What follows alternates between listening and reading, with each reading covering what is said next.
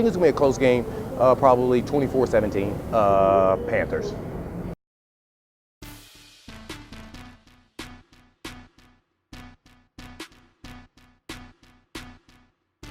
He is so detail-oriented. He could tell based off my footwork. I saw him kept looking at my feet.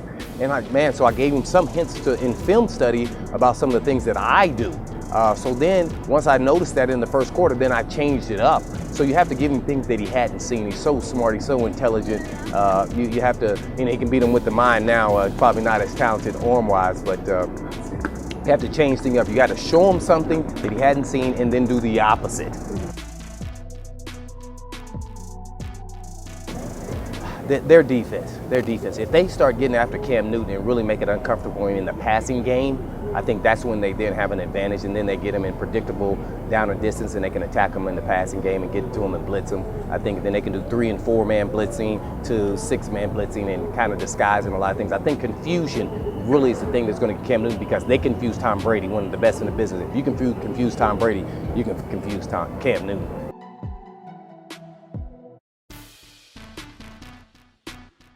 I think they can lean on the running game to help them out. Their defense is exceptional. They play a lot of zone blitzing. McDermott, who was the assistant linebacker coach when I was in the Philadelphia Eagles, is the defensive coordinator. He's a very smart guy. Ron Rivera was the linebacker coach, who's the head coach. Those guys are, they're going to get after the quarterback, but they're going to roll some coverages on different sides and try to confuse Peyton Manning. It'll be an interesting matchup. I think this is a heck of a matchup. I think it's going to be a close game, but eventually I think the running game of Cam Newton, I think he's the caveat that makes the difference in this game, because he can run the football as well, and they design plays for him to run the football.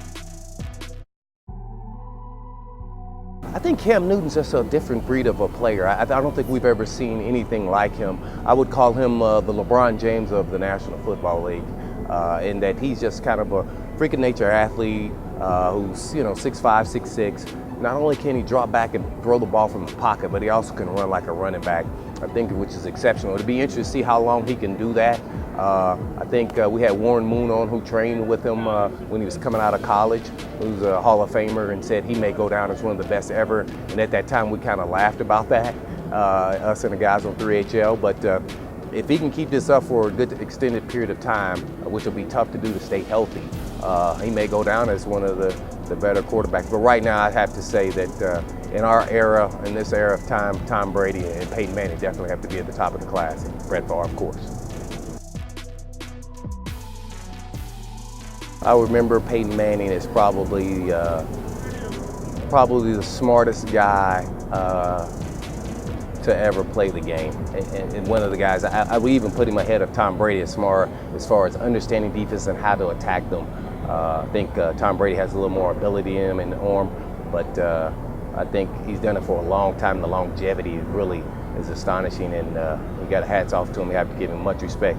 He's the sheriff, and you got to say the sheriff wants to go out on a high note, and hopefully he gets a shot at doing that.